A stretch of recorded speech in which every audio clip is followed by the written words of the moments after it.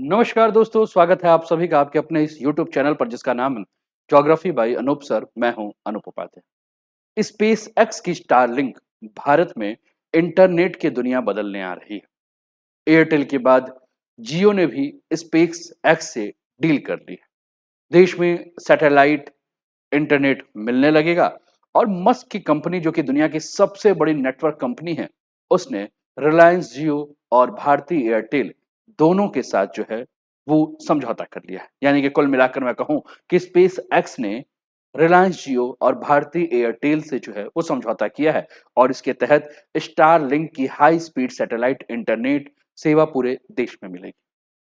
लेकिन सेवा शुरू होने से पहले स्पेस एक्स को अभी बहुत सारी कानूनी दांवपेच से जो है वो जूझना पड़ेगा। बहुत सारी ऐसी मंजूरियां हैं जो कि उसको लेनी होगी। और यह खबर भारत के लिए खास है। कारण यह है कि यहाँ इंटरनेट कनेक्टिविटी एक बहुत बड़ी समस्या है। शहरों में तो फाइबर ब्रॉडबैंड बहुत आसानी से मिल जाते हैं, लेकिन गांव दूर दराज के इलाके में इंटरनेट नहीं पहुंच पाता है। स्टारलिंक का सैटेलाइट टेक्नोलॉजी इसी समस्या का हल है और यह सीधे इंटरनेट को जो है वह सैटेलाइट से जोड़ेगा। यानी कि जमीनी इंफ्रास्ट्रक्चर के बिना भी हम अपने मोबाइल पर इंटरनेट चला सकते हैं और उम्मीद है कि भारत की 140 करोड़ जनसंख्या को इससे मदद मिलेगी। तो इसी टॉपिक पर आज हमारी चर्चा है दोस्तों कि जियो और एयरटेल जो है वह स्पेस एक्स से जुड़ चुका है, स्टारलिंक के माध्यम से ये काम करेंगे और क्या कुछ बदलाव देखने को मिलेगा। प्रश्न ये भी है कि कहीं ऐसा तो नहीं कि मस्क जो है वह सुनील मित्तल और अंबानी को, मुकेश अंबानी को निगल तो नहीं जाएंगे। हमारे देश में भारत नेट परियोजना चल रही है। हमारे देश में फाइबर के तार जो है बिछाए जा रहे हैं, गांव गांव तक जो है फाइबर कनेक्शन हुआ है। आपने देखा होगा जगह जगह पे पीडब्ल्यूडी वाले जब सड़क बनाते हैं तो उसके बाद इंटरनेट वाले जो है फाइबर केबल बिछाने के लिए उसी सड़कों को तोड़ देते हैं। तो क्या अब पीडब्ल्यूडी को बहुत माथापच्ची नहीं करनी होगी? लेकिन फिर अभी तक जितने भी फाइबर के ऊपर लाखों करोड़ों रुपए जो खर्च हुए हैं, कई हजार करोड़ रुपए जो खर्च हुए हैं, क्या वो सभी बर्बाद हो जाएगा?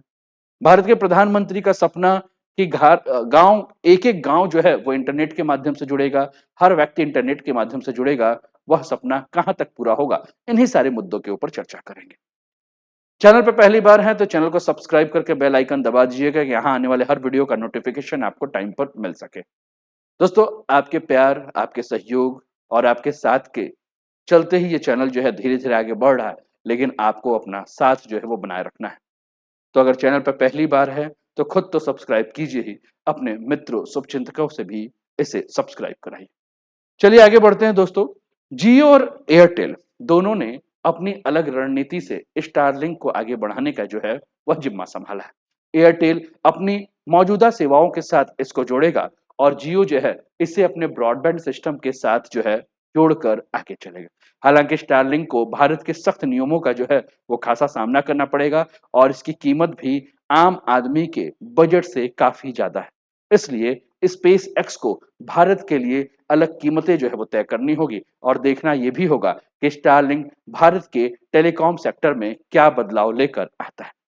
स्टारलिंक भारत आने का इंतजार बहुत ही लंबे समय से कर रहा था और भारत में इंटरनेट की पहुंच अभी भी सीमित है। खासकर ग्रामीण क्षेत्र में आज भी इंटरनेट की समस्या हमें देखने को मिलता है। इंटरनेट जो है वो रुक रुक के चलता है, वीडियो जो है वो पॉज ले लेकर चलता है और कुल मिलाकर हम अपने गंवई भाषा में कहें तो चक्री जो है वो हमेशा घूमता रहता है। स्टारलिंक की सैटेलाइट तकनीक इस अंतर को पाटने का जो है वो काम करेगा और यह सीधे अंतरिक्ष से इंटरनेट उपलब्ध कराएगा। इससे जमीनी केबल और टावर की कोई भी आवश्यकता जो है वो नहीं पड़ेगी। आपके स्क्रीन पर यह तस्वीर दिख रहा होगा कि किस प्रकार सैटेलाइट के माध्यम से जो है यह काम जो है वो कर रहा है। आगे बढ़ते हैं दोस्तों, तो मस्क का क्या-क्या प्लान है उसके ऊपर भी जो है वो हम चर्चा करेंगे, उसके ऊपर भी जो है वो हम बात करेंगे। तो आप अपने स्क्रीन पर देखिए स्टारलिंक किट आपको दिख रहा है, ये आपको राउटर दिख रहा है, ये स्टारलिंक का जो एंटीना है वो दिख रहा है और ये जो है वो बेस दिख रहा है। अब स्पेसएक्स के संस्थापक एलन मस्क जो है वो हर 5 साल में नेटवर्क को अपग्रेड करने की योजना बना रहे हैं और साथ में ये भी कह रहे हैं कि यह तकनीक उन लोगों के लिए वरदान साबित होगा जो तक अभी तक जो है वह इंटरनेट से वंचित है। तो सबसे पहला प्रश्न आप सबके दिमाग में होगा कि ये स्टारलिंक है क्या? दोस्तों स्टारलिंक के बारे में बात करें तो 100 से ज्यादा देशों में सैटेलाइट के जरिए यह इंटरनेट दे रहा है और इसके पास पृथ्वी की जो सबसे निचली कक्षा है जिसको कि हम LEO लोअर अर्थ ऑर्बिट कहते हैं उसमें 7,000 से ज्यादा सैटेलाइट का एक पूरा का पूरा जो है वह नेटवर्क जो है वो स्पेस एक्स के द्वारा बनाया गया है। 7,000 से ज्यादा सैटेलाइट जो है वो चक्कर मार रहे हैं। स्टारलिंक इंटरनेट के जरिए हम streaming, online gaming, video call सभी कुछ जो है वो आसानी से कर सकते हैं और इसके लिए जो कंपनी किट उपलब्ध करा रही है जो कि आपके स्क्रीन पर ये देखने को मिल रहा है जिसमें कि आपको राउटर दिख रहा है, पावर सप्लाई केबल दिख रहा है, माउंटिंग दिख रहा है, ट्राइपॉड दिख रहा है और हाई स्पीड इंटरनेट के लिए जो है यह इसके डिस्क को आप खुले आसमान के नीचे रख सकते हैं। अब ये आपका एप्पल या iOS या एंड्रॉयड जो भी है मोबाइल इन सभी पर स्टारलिंक के ऐप होंगे जिससे आप सेटअप करके इसकी बहुत ही आसानी से मॉनिटरिंग कर सकते हैं। आपके दिमाग में होगा कि यह अलग कैसे है।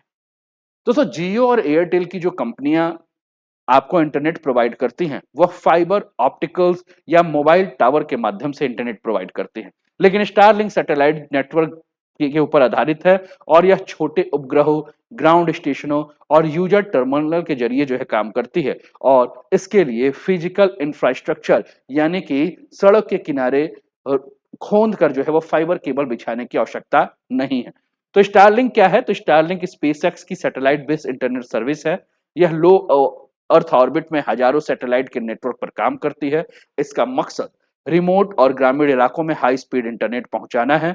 यूजर्स को एक सैटेलाइट डिश और राउटर के जरिए कनेक्टिविटी मिलती है।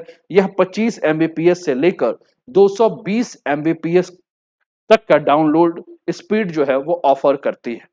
लो लेटेंसी के साथ स्ट्रीमिंग और गेमिंग को भी ये सपोर्ट करती है। डायरेक्ट टू सेल फीचर से मोबाइल फोन्स को भी कनेक्ट करने की योजना जो है इसमें बनाई गई है।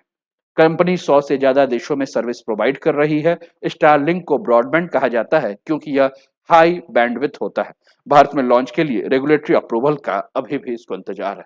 तो स्टारलिंक और अन्य जो आपके सेटकॉम सर्विस है वो पारंपरिक इंटरनेट कंपनियों के लिए प्रतिस्पर्धी नहीं है बल्कि उनके पूरक के रूप में जो है यह काम करेगी। इसलिए हम ये नहीं कह सकते हैं कि स्टारलिंक मौजूदा कंपनियों के लिए जो है वह चुनौती के रूप में काम करेंगे।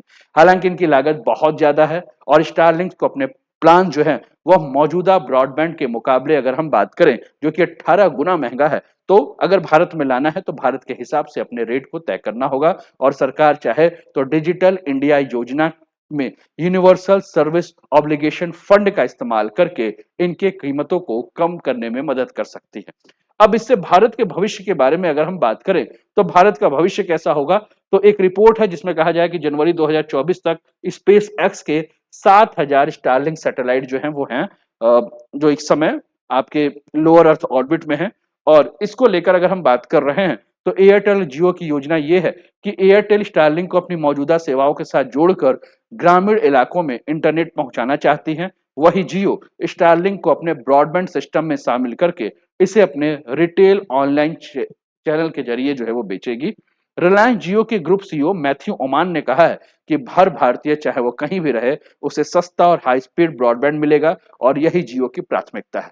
स्पेसएक्स के साथ हमारा सहयोग स्टारलिंक को भारत में लाने में मदद करेगा और सभी के लिए ब्रॉडबैंड कनेक्शन जो है वो सुनिश्चित करेगा। तो कुल मिलाकर अगर हम बात करें तो चाहे वो एयरटेल की कंपनी हो चाहे जियो की कंपनी हो वो दोनों यही कह रही है कि स्टारलिंक के मदद से हम क्या करेंगे, स्टारलिंक की मदद से जो इंटरनेट फैसिलिटीज है वो जन जन तक पहुंचाने पर हम काम करेंगे। तो आप अपने स्क्रीन पर देखिए आपको ये ग्राउंड स्टेशन दिख रहा है, ये यूजर टर्मिनल है, मान लीजिए कि ये आप हैं, ठीक, और ये ग्राउंड स्टेशन है, ये सैटेलाइट है, ठीक है। तो इस प्रकार से काम करेगा। इंटरनेट सर्विस प्रोवाइडर सैटेलाइट को सिग्नल भेजेगा जो यूजर्स के पास वापस आएगा और उस सिग्नल को सैटेलाइट डिश कैप्चर करेगा। डिश यूजर के मॉडेम से जुड़ा होता है जो कंप्यूटर सहित अन्य डिवाइस को इंटरनेट प्रोवाइड करेगा। यह प्रोसेस लगातार चलती रहती है जिससे सैटेलाइट के जरिए इंटरनेट सर्विस जो है मिलेगी। तो कुल मिलाकर अगर हम बात कर रहे हैं तो इसके बाद अगर देखें तो देश में सैटेलाइट कम्युनिकेशन का बाजार बहुत तेजी से बढ़ रहा है। 2024 में अगर हम बात करें तो एक रिपोर्ट आई थी जिस रिपोर्ट के आधार पर हम ये कह सकते हैं कि इस रिपोर्ट के आधार पर हम बात करें तो कहा यह जा रहा है कि साल 2028 तक 1.7 लाख करोड़ रुपए तक जो है यह पहुंच सकता है। और सैटेलाइट धरती के किसी भी हिस्से में बीम इंटरनेट कवरेज को जो है वो संभव बनाएगा और सैटेलाइट के नेटवर्क यूजर्स को हाई स्पीड लो इंटेंसी इंटरनेट कवरेज मिलेगा। लेटेंसी का मतलब होता है कि ये वो समय होता है जिसमें डेटा को एक पॉइंट से दूसरे पॉइंट में पहुंचाने में जो लगने वाला समय है उसको हम लेटेंसी कहते हैं। तो इसके माध्यम से अगर हम बात करें तो कुल मिलाकर हम कह सकते हैं कि बहुत बड़ा जो है इससे भारत में फायदा होगा। अगर हम बात करें तो आप देखिए जियो और एयरटेल ये दो कंपनियां इसके साथ जुड़ रही हैं। तो जियो और एयरटेल को अगर आप एक साथ लेकर चल रहे हैं तो आप ये समझ लीजिए कि लगभग भारत की 75 से 80 करोड़ जनसंख्या जो है उसको इससे लाभ मिलेगा। रिलायंस इंडस्ट्री जो है वो टेलीकॉम इंटरनेट में सबसे बड़ी कंपनी जो बनी हुई है, उसके बाद एयरटेल है। तो भारत की दो बड़ी कंपनियां मिलकर जो है इस पर काम कर रही है। अब कुल मिलाकर अगर हम बात करें तो हमारे दिमाग में प्रश्न ये होगा कि जो भारत नेट परियोजना है उस परियोजना को इससे कैसे जो है वो लाभ मिलेगा।